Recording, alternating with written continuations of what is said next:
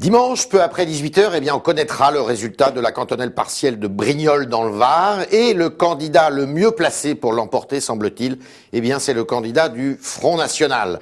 Et puis, le Front National qui fait peur à gauche, qui fait peur à la droite, et notamment à l'UMP. Eh bien, on va en parler aujourd'hui avec Marine Le Pen, qui est dans nos studios ce matin.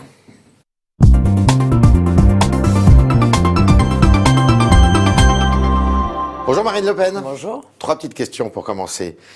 Comptez-vous vraiment poursuivre en justice ceux qui traitent le Front National de parti d'extrême droite? J'ai jamais dit ça. J'ai dit que je ferais une procédure, que je prendrais d'ailleurs probablement au hasard, une procédure pour faire admettre aux tribunaux que ce terme d'extrême droite n'est plus du tout un terme utilisé pour fixer un mouvement sur un éventail politique, mais c'est devenu en réalité un terme totalement péjoratif, au point d'ailleurs qu'à chaque fois dans les partis politiques qu'on veut discréditer, y compris au sein même des mouvements l'autre, on le traite d'extrême droite. Alors Thierry Mandon, il a contourné l'obstacle, lui. Il vous traite de national-fasciste, lui. Oui, mais j'ai vu, il y a eu un tombereau d'injures qui nous sont tombés dessus en début de semaine. Je pense que c'était parce que l'Élysée avait en main le fameux sondage des européennes. Et comme ils n'ont absolument aucun moyen de venir nous contrer sur le fond, eh bien le seul moyen, c'est l'anathème. Ça, c'est piteux et c'est pas très efficace d'ailleurs. Avez-vous l'ambition un jour d'être présidente de la République? Oui, enfin l'ambition pas personnelle, mais je pense que c'est le seul moyen. C'est le seul moyen. C'est le seul moyen pour appliquer nos idées. Par conséquent, bien sûr, je me bats pour ça. Je construis le combat politique avec cet objectif. Je le dois aux Français, car ils me font confiance, non pas pour avoir des maires ou des conseillers généraux, ils me font confiance pour changer la situation. Cette semaine, il y a une interview de Alain Finkielkraut dans Le Point. Peut-on encore être français? Et il a cette phrase: la France serait-elle plus grande sans l'Europe? Réponse oui. Oui. 1000 fois oui. 1000 fois oui. Oui, la réalité, c'est que la France a été diluée dans l'Union européenne. On lui a retiré ce qui fait sa force, sa grandeur, sa souveraineté, cette voix particulière qu'elle portait dans le monde depuis des décennies. Et incontestablement, je pense que l'Union européenne est un étouffoir pour le talent et pour les valeurs qui sont portées par notre pays. Alors, on va aller sur le fond. Je vous invite à écouter d'abord Jean-François Copé, qui hier était sur France 2.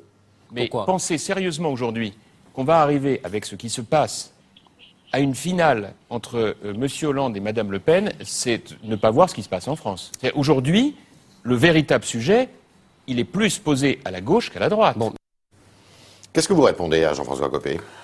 Je pense que c'est impossible de le savoir aujourd'hui. Voilà, je pense qu'il y a à peu près autant de chances pour que je puisse me retrouver en 2017 face à un candidat de gauche que face à un candidat de droite au second tour. Ce sont les électeurs qui le détermineront. C'est tout de même dans encore un certain nombre de mois. Vous croyez ça? On dit qu'avec la montée du Front National dans les sondages pour le moment, et puis il y a eu quand même aussi des partiels, l'UMP pourrait-elle disparaître? Oui, elle pourrait, disparaître, je ne sais pas si elle pourrait disparaître, mais en tout cas, elle n'apparaît pas comme un mouvement crédible d'opposition au Parti socialiste. C'est un peu normal, puisque objectivement, le Parti socialiste aujourd'hui au pouvoir mène à peu près la même politique, à peu de choses près, que l'UMP hier avec Nicolas Sarkozy. C'est la même chose, tout ça, le Parti socialiste, l'UMP, c'est la même chose. Regardez un petit peu, moi, que ce soit d'ailleurs sur la TVA sociale, sur la réforme de retraite, tout ça, c'est dans la même lignée. Et alors, ça va être beaucoup plus visible pendant la campagne des européennes, parce que là, pour le coup, ils sont main dans la main, au point d'ailleurs que l'on apprend par la bouche de M. Delors qu'ils vont ensemble choisir le futur candidat à la tête de la commission. Alors, je leur ai proposé, d'ailleurs, je leur ai dit, écoutez, faites un grand mouvement politique, une sorte de grand parti unique. J'ai proposé de l'appeler le ROM. Le ROM. Voilà, le Rassemblement des organisations mondialistes, dans lequel on pourrait trouver le PS, l'UMP, l'UDI, le MoDem, les Verts, etc. Très bien.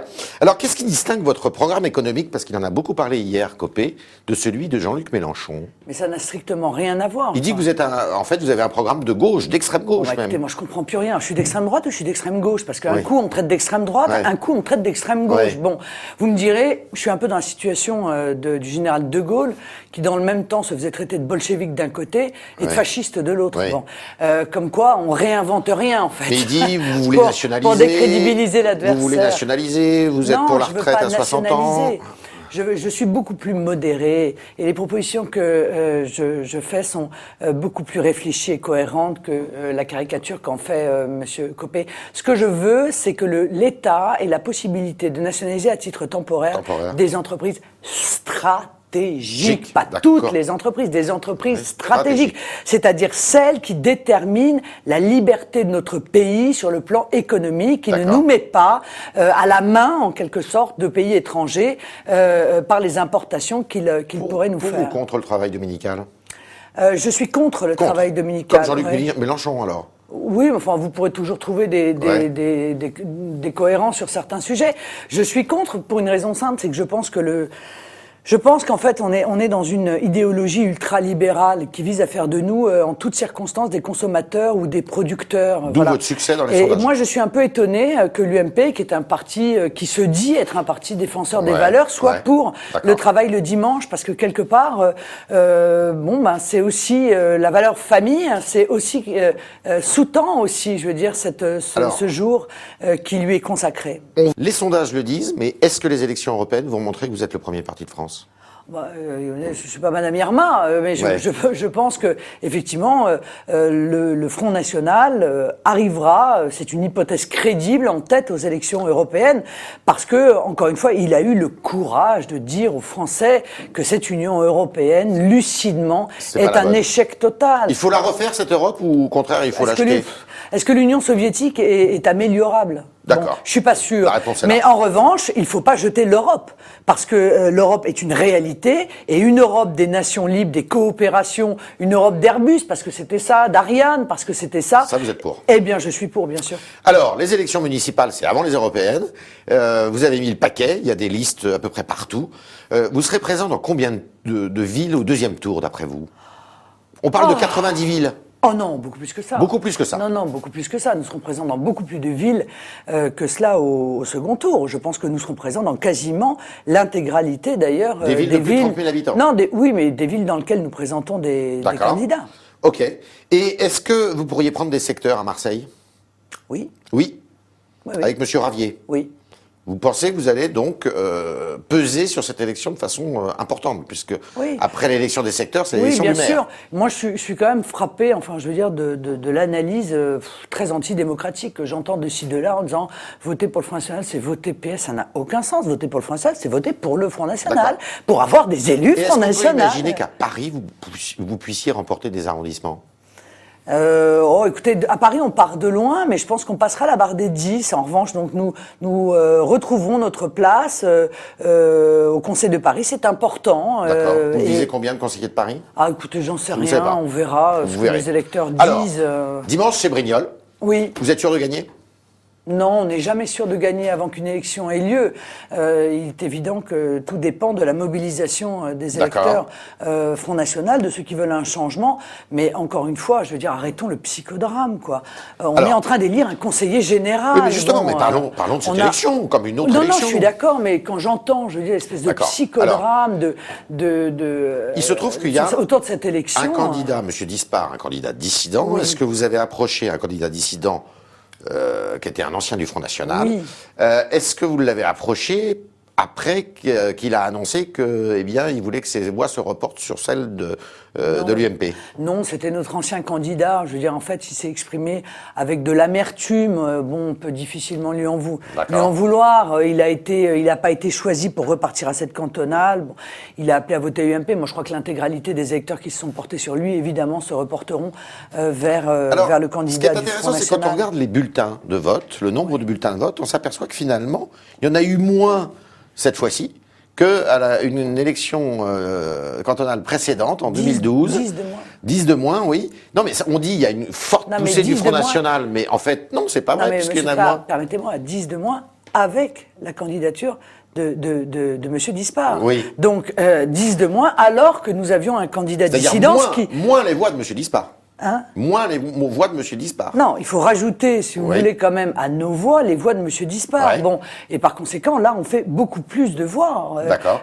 qu'en 2012. Il y a incontestablement une poussée. Je crois que tout le dit, nous le ressentons sur le terrain, nous le ressentons dans les études d'opinion, nous le ressentons dans les élections partielles qui se succèdent. Voilà, il y a une véritable poussée parce qu'il y a un désir de changement, parce que je crois que le Front est le seul qui aujourd'hui véritablement offre un espoir aux Français. Ils en ont soupé, les Français de l'UMP et du PS, clairement. Ils voient bien. C'est quoi cet espoir? Eh ben, cet espoir, c'est de rompre radicalement avec la politique qui est menée depuis 30 ans. Je veux dire, c'est de changer l'orientation ultralibérale, quand même, cette idéologie mortifère qui a été imposée à la France et qui saccage notre système de protection sociale, qui saccage notre identité et notre sécurité en laissant nos frontières grandes ouvertes, qui saccage notre économie par une concurrence internationale déloyale contre lesquelles l'UMP et le PS ne veulent rien faire parce que, soi-disant, c'est interdit par l'Union européenne. Alors ne vous présentez pas si c'est plus vous qui voulez décider, si vous transmettez tous les pouvoirs à l'Union européenne, pourquoi vous vous présentez pour être élu? Je comprends pas, moi. Si un jour vous êtes président de la République, vous changez les institutions? Non, je ne veux pas changer les institutions, pas du tout. On reste dans la Ve République. On reste dans la Ve, en revanche, On change le mode de scrutin. Je soumettrai une modification constitutionnelle aux Français pour instaurer un vrai référendum d'initiative populaire, pas un référendum d'initiative populaire sous surveillance des parlementaires, et puis pour mettre en place la proportionnelle, parce que je crois qu'en France, le seul moyen de lutter contre le fossé considérable qui s'est creusé entre les Français et la classe politique, c'est que toutes les voix comptent et que chaque voix compte. La voix de chaque Français doit compter et chaque Français doit se voir représenté à l'Assemblée nationale. Rendez-vous compte quand même qu'aujourd'hui, nous sommes, en tout cas, semble-t-il, dans les sondages, le premier parti de France. Nous avons 2 députés sur 577 et on donne des leçons de démocratie à la terre entière. Je suis pas sûr que nous soyons très crédibles sur ce sujet. Alors, c'était le talk de Marine Le Pen qui ne considère pas pour acquis une victoire à Brignoles dimanche et qui nous dit aussi que oui, bien sûr, elle travaille et elle milite pour devenir présidente de la République de la France un jour, et puis qu'elle n'a rien à voir, strictement rien à voir, dit-elle, avec le programme économique, en tous les cas, de Monsieur Mélenchon. Et les fonctionnaires, les fonctionnaires, c'est aussi une cible que le Front National ne saurait s'interdire. Merci Marine Le Pen. Merci.